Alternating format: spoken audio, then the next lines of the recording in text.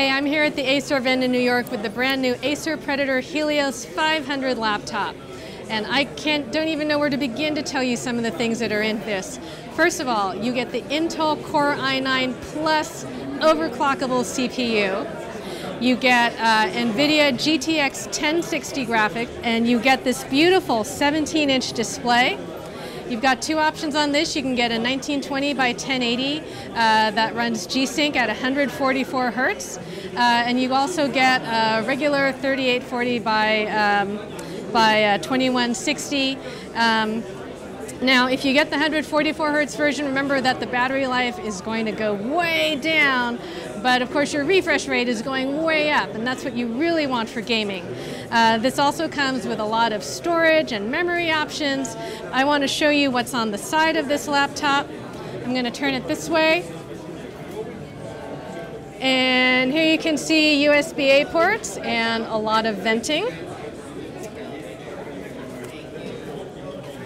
And on the other side, you can see more USB ports, RJ45, two USB-C, which is really great to see, more venting.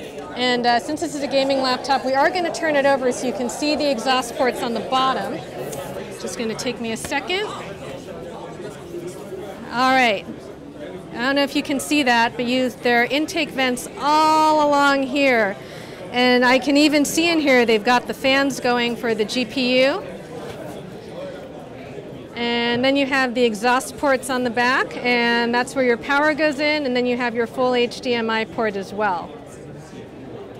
So let's get back to the front of this puppy. This, by the way, weighs about 4 kilograms, about 8.8 pounds. Not light, but not too heavy overall. You can see the backlit keyboard, the blue and black color scheme. You've got a touchpad centered over the keys with real mouse buttons underneath. I actually prefer that to a click pad. We don't have any information on pricing or availability yet, but as far as being a really big gaming laptop with some really great display options, this is definitely interesting. I would say the one thing, a little bit of a bummer, is that it only has a GTX 1070 GPU. We always want a 1080 or a 1080 Ti, but I'm guessing in a form factor like this, thermals definitely become an issue.